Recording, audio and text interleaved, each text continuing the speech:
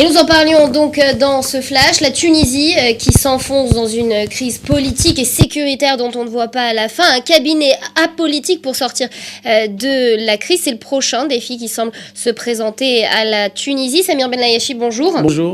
Alors le défi aujourd'hui du gouvernement des frères musulmans, c'est bien de montrer en quelque sorte qu'ils sont capables de consolider leur pouvoir politique. Et consolider leur pouvoir politique, ça veut tout simplement dire finalement d'être capable de montrer en tout cas qu'ils sont capables de former une alliance suffisamment solide entre islamistes et laïcs. Est-ce que vous pensez qu'ils vont y parvenir ? Surtout, ils doivent convaincre les laïcs, les gens qui ont perdu confiance dans les islamistes. Parce que ce qu'on est en train de regarder maintenant, c'est que ces islamistes, les jeunes laïcs qui ont voté pour les islamistes, ils veulent regretter un petit peu leur vote. C'est-à-dire, aujourd'hui, on parle d'une thèse un petit peu intéressante, pour moi y compris.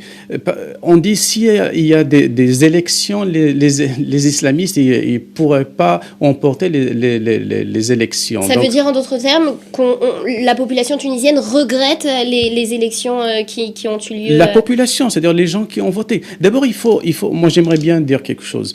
En Tunisie, les gens qui ont fait la révolution, les jeunes qui se sont tués, ils n'ont pas voté.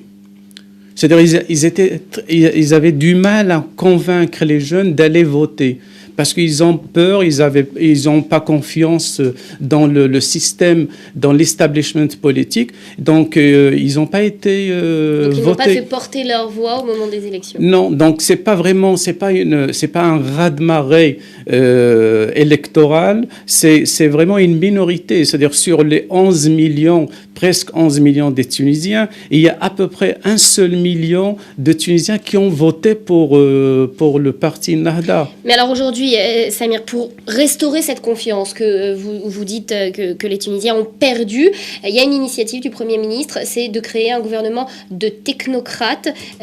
Est-ce qu'il va y parvenir ? Est-ce qu'il va réussir à mettre en œuvre ce projet dont il a le dessein ? Oui, par exemple, le gouvernement de technocrates, logiquement, ça pourrait marcher parce que ça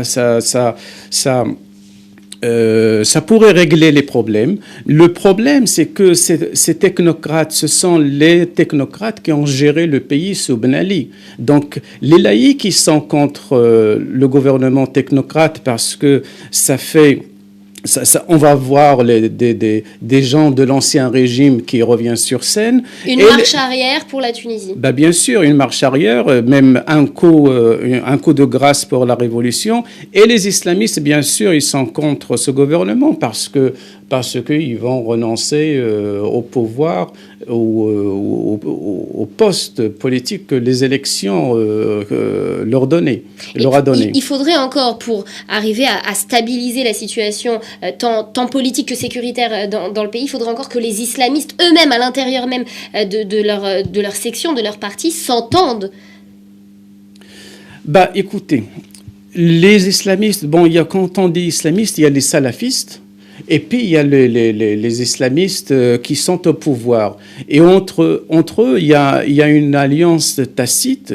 D'ailleurs, Ben Laïd, qui a été assassiné, il a dénoncé ce lien ou cette alliance un petit peu qui ne s'est pas faite par des signatures. Mais les Nahda, ils ont un petit peu fermé les yeux sur ce que les salafistes font dans la rue. Et disent, par exemple, parce qu'un salafiste, c'est-à-dire un religieux, une femme ou un homme, il peut arrêter un Tunisien qui est habillé à l'européen pour lui dire écoutez... Parce que c'est ça, là, vous touchez du doigt l'élément le plus important. C'est l'élément contre lequel a lutté Chokri Belaïd jusqu'à ces derniers jours. C'est cette prise de pouvoir des salafistes. Et puis finalement, aucun moyen légal de lutter contre cette prise de pouvoir. Parce que le Tunisien de la rue, ils disent, à l'époque, on avait peur des policiers, soit des policiers en civil, soit en uniforme. On sait qu'on avait affaire à des policiers. Mais maintenant, n'importe quel citoyen, il peut... C'est-à-dire la répression était identifiée à l'époque, aujourd'hui elle peut revêtir la forme d'un simple citoyen. Non. Vous m'expliquiez l'histoire, le témoignage d'une jeune femme sur YouTube qui raconte... Une jeune fille maquillée à l'européenne, cool quoi. Donc elle dit, moi j'ai pris le bus, il y a une femme qui m'a pris par la main et m'a dit, vous pouvez pas marcher comme ça dans la rue avec un maquillage pareil. Et elle était un petit peu étonnée, elle pleurait, elle a dit, ça c'est pas la Tunisie. Et ça c'est une femme ordinaire. C'est un témoignage au quotidien. Est-ce que ça veut dire, Samir, qu'aujourd'hui, le parti salafiste, les islamistes sont bien plus puissants que ce qu'on veut bien nous faire croire? Voilà, les salafistes, c'est pas un parti. Les salafistes, ce sont des citoyens c'est-à-dire c'est monsieur tout le monde qui, parce que la Nahda est au pouvoir, eux, ils croient qu'ils ont le pouvoir, une légitimité de gouverner, une légitimité de donner des conseils, une légitimité de dire aux gens ce qu'il faut faire et ce qu'il ne faut pas faire. Donc c'est ça un petit peu. Ce sont des gens qui n'ont pas de pouvoir, mais qui se sentent tellement forts de dicter le comportement des gens dans la rue. Et c'est ça ce qui est un peu grave. Nahda, les islamistes, Nahda, parce qu'ils sont au pouvoir, ils sont quand même logiques. Mais les salafistes, eux, je crois Nahda, il est en train de perdre un petit peu la maîtrise de la chose parce que ces gens-là n'ont pas d'adresse. On ne peut pas les contrôler. C'est vraiment monsieur tout le monde qui dirige la rue. Ça, c'est un petit peu nouveau. Les Tunisiens ne connaissent pas de telles situations. Est-ce qu'on peut, si on regarde un petit peu la situation dans tout le monde arabe, on se rend compte qu'en Tunisie, comme vous le dites bien, on a l'impression que tout est permis finalement aux islamistes. C'est un peu ce que veut faire croire également Ennahda, un peu à l'image de la tentative de Mohamed Morsi en Égypte de prendre d'un coup tous les pouvoirs par décret. Est-ce qu'il faut voir dans cette initiative une fâcheuse tendance de ces mouvements islamistes modérés? Si je reviens par exemple à la Tunisie, c'est le laboratoire de ce printemps arabe, de la révolution arabe. Si ça marche pas en Tunisie, ça va pas marcher en Égypte et ça va pas marcher en Libye. Donc ces islamistes, bien sûr, ils sont plus organisés que les laïcs et donc quand ils arrivent au pouvoir par les élections, ils croient qu'ils sont là par les élections, c'est-à-dire d'une façon légitime, ils peuvent tout faire. Et c'est ça un petit peu le problème, c'est-à-dire il y a l'idée démocratique et n'est pas comprise comme il faut. C'est-à-dire ils oublient qu'il y a à peu près 49% qui n'ont pas voté pour eux. Et même s'ils étaient élus, ils peuvent pas tout faire. C'est-à-dire la démocratie, c'est pas parce qu'on est élu, on peut tout faire. Et donc si on est élu, ils disent, on peut gérer le pays comme on veut. Et c'est ça un petit peu. Ça m'amène à une autre question et on conclura là-dessus. Finalement, est-ce que l'islamisme modéré et la démocratie ont une chance de s'entendre dans le futur en Tunisie? Mais on voit également, et on va en reparler, on en a un exemple en Turquie par exemple. Oui, l'islamisme modéré, bien sûr.